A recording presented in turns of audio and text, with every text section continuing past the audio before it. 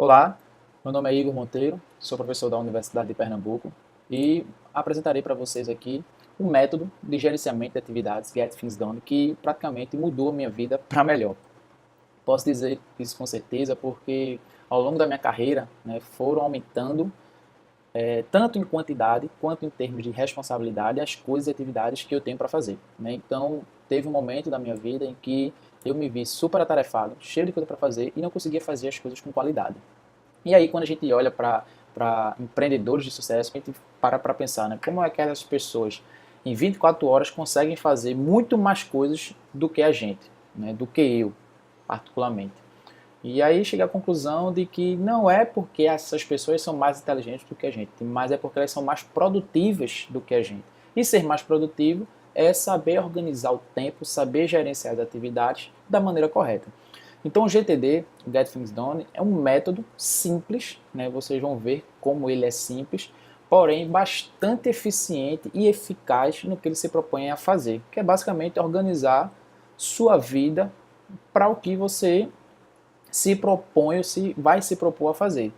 E aí, um modo interessante de pensar que eu adquiri com as minhas pesquisas é de que eu não separo vida profissional e vida pessoal. Para mim, a vida é uma só e trato as minhas atividades, os meus objetivos e tarefas como uma única coisa. Tanto é que para mim um dia útil tem 12 horas. E aí, dentro dessas 12 horas, eu faço coisas profissional e coisas pessoal. Eu não separo, beleza? Então, a gente vai fazer o quê? Ao longo de um dia, de acordo com o método GTD, a gente vai colocando coisas que aparecem para fazer dentro da nossa caixa de entrada. Que pode ser uma lista, se você gostar de escrever em papel, você vai colocando numa agenda coisas que tem para fazer, como projetos, compromissos, correspondências, relatórios, reuniões, revisões, entre outras coisas que você enxerga aquilo como ações. Pagar um boleto, encontrar com os amigos, ir a uma festa, marcar uma consulta. Então, tudo isso são coisas que você tem para fazer ao longo da semana. E aí você vai colocando tudo nessa caixa de entrada.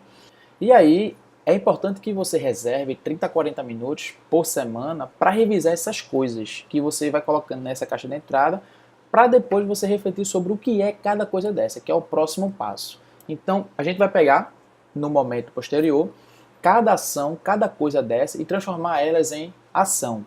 Então, a gente vai pensar o seguinte: se não for possível transformar essa coisa que a gente coletou como possivelmente importante para a gente, e a gente não conseguir agir ou não conseguir estabelecer uma ação, a gente já coloca no lixo e deixa para lá e bota no esquecimento. Tem atividades, tem coisas que a gente não necessariamente precisa fazer ou pode fazer daqui a uma semana ou 2 semanas, mas a gente está pensando em fazer daqui para frente. Por exemplo, quero fazer uma viagem para Disney. Então não é uma coisa que eu vou fazer nos próximos 2 meses ou 3 meses. É uma coisa que eu gostaria muito, gostaria de fazer com alguns amigos e tal, mas que eu vou fazer um dia. Então eu coloco lá na pasta um dia talvez. Ou se não, você arquiva e aí você coloca algumas referências sobre quem de fato te chamou a atenção para aquilo ali, coloca alguns catálogos para organizar melhor sobre essa ação que você não necessariamente vai fazer agora, beleza? Se a ação que você enxergou naquela coisa é relativamente complexa, ou seja, existem vários passos a serem executados, a gente transforma ela em um projeto, onde um projeto vai ter um objetivo final e a gente vai poder alocar várias atividades e tarefas ao longo dele. E aí, como é algo maior, como é algo que vai demandar mais tempo, a gente precisa de um planejamento mais consolidado, estabelecer métodos, estabelecer prazos para cada atividade dessa e revisar essas ações para quê? Porque posteriormente a gente vai transformar essas ações e atividades desses projetos em ações que são executáveis.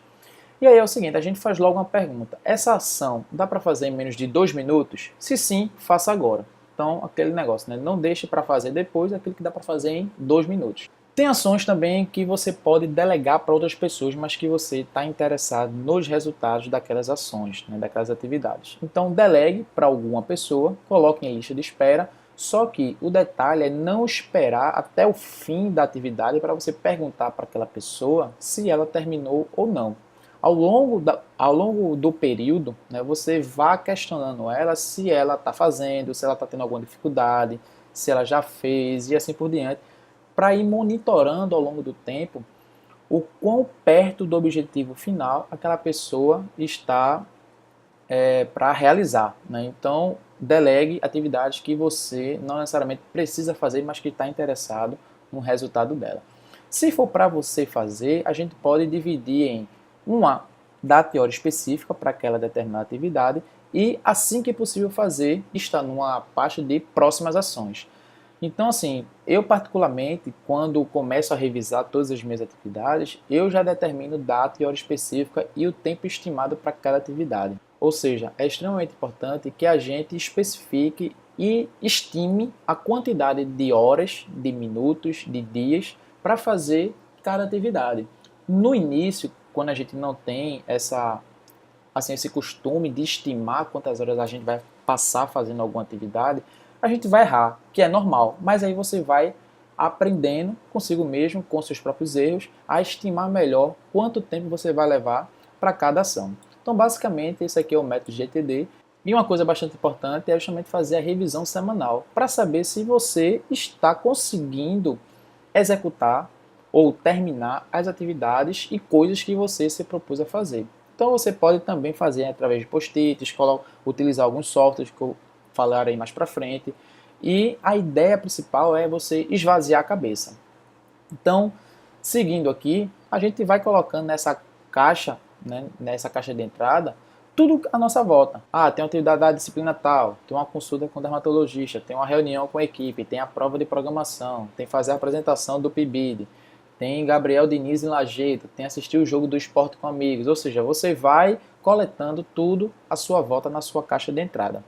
E aí o principal objetivo disso é manter a sua mente vazia, que isso é uma coisa extremamente importante, que a gente está sempre com coisas para fazer, sempre atarefado, sempre cheio de compromisso para fazer, e como a gente não tem o costume de anotar no papel ou externalizar isso para um software, para alguma coisa que você deixe isso listado, a gente fica com a cabeça sempre cheia na iminência de não esquecer nada. E aí é que o cérebro da gente, como ponto de fuga, faz com que a gente esqueça para não sobrecarregar o próprio cérebro. Então, esse método faz com que a gente externalize, escreva todas as nossas ações para que quando a gente for executar uma determinada atividade, execute de mente vazia, apenas focada naquilo que a gente tem para fazer. Beleza? E aí com isso, a gente ilustrando quais são as nossas atividades semanais, o que a gente tem para fazer ao longo da semana, a gente vai ter condições de definir os nossos objetivos semanais. A gente já escutou bastante que a gente precisa estar melhorando de vida a cada momento, a cada semana, a cada mês. Então, para chegar ao nosso sucesso, que aí também está atrelado a um propósito de vida, né? Quando eu decidi ser professor universitário, eu escolhi e defini o meu propósito de vida, essa questão de educar pessoas, de fazer com que as pessoas aprendam comigo assuntos que transformam as suas vidas. Eu planejo e defino objetivos semanais para alcançar esse sucesso lá no final da escada. Então, para chegar ao final, existem vários degraus. E aí eu defino esses vários degraus com os meus objetivos semanais. Então é importante que eles estejam relativamente claros para você, enquanto profissional, enquanto uma pessoa que está querendo chegar ao sucesso que você definiu. Então, apenas revisando, estime o tempo de cada atividade. Vai ser algo difícil, vai ser algo doloroso um pouco no começo, quando você não está acostumado com isso, mas eu tenho uma coisa para fazer, eu tenho uma consulta com um dermatologista. Quanto tempo eu vou levar lá nessa consulta? 2 horas, beleza, coloca a data, coloca o dia que você vai fazer e vá-se embora. E aí você vai se organizando, vai se monitorando para saber o que você está fazendo ao longo da semana de forma consciente, né? Porque aparecem várias coisas ao longo da semana e muitas vezes a gente vive de forma inconsciente. Vai aparecendo uma coisa e vou fazendo, aparecendo uma coisa e vou fazendo, sem um planejamento ideal. Defina uma data e hora específica para aquela coisa. Se não for para você fazer dentro de uma semana ou 2, coloque na pasta um dia talvez. Se for menos de 2 minutos, faça agora. Se for uma atividade relativamente grande, transforme em projeto e aí você divide em atividades menores. E se não for para você, delegue e monitore, né? Então não deixe apenas na mão da pessoa e vá ver no final da atividade. Monitore ela ao longo do tempo.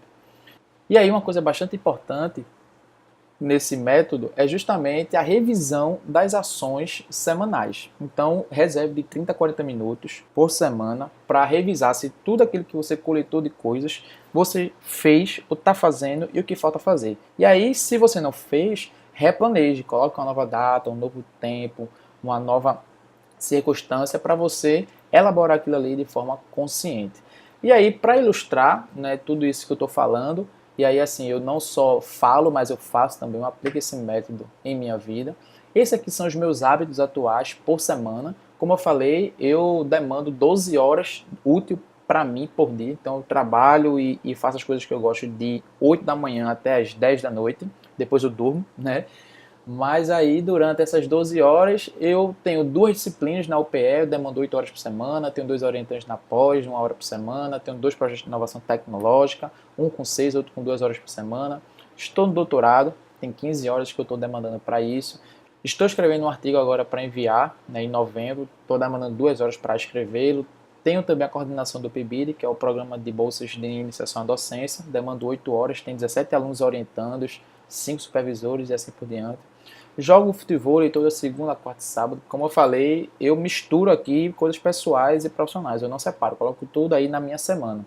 6 horas por semana, jogo tênis nas terças e domingos, assisto 1 ou 2 filmes, 2 horas por semana, vou para barzinho, restaurante, festa. Enfim, somando isso aqui, dá 57 horas organizadas e gerenciadas por mim. Levando em conta, né, que uma semana tem 12 horas úteis de vida por dia, ou seja, são 84 horas úteis durante uma semana. No entanto, né, dividindo 57 por 84, eu tenho praticamente 70% da minha vida controlada e conduzida de forma consciente. Pode parecer uma besteira, mas isso aqui é muito poderoso no sentido de você gerar resultados. Existem alguns softwares que nos auxiliam a fazer isso, né? No Windows, para o Windows, que é o que o pessoal geralmente usa, a gente tem o Evernote, que é um aplicativo que a gente pode colocar para Windows, para celular, para Android. E eu utilizo também bastante o calendário Google, né, para colocar as atividades, colocar as nossas reuniões, colocar o tempo, estimar o tempo e assim por diante. E utilizo também a técnica Pomodoro, que é uma técnica para a gente manter focado enquanto a gente está fazendo alguma determinada atividade. Eu vou mostrar para vocês aqui o software que eu utilizo.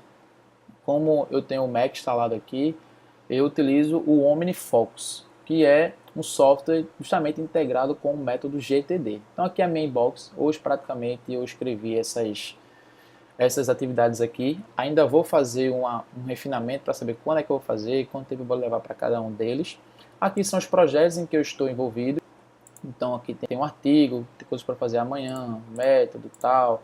Então tem várias coisas aqui, por exemplo, fazer o artigo sobre o gerenciamento de tempo e produtividade, que é o que eu estou fazendo agora. Então eu me propus a fazer às 2 horas de hoje. Estou fazendo, né?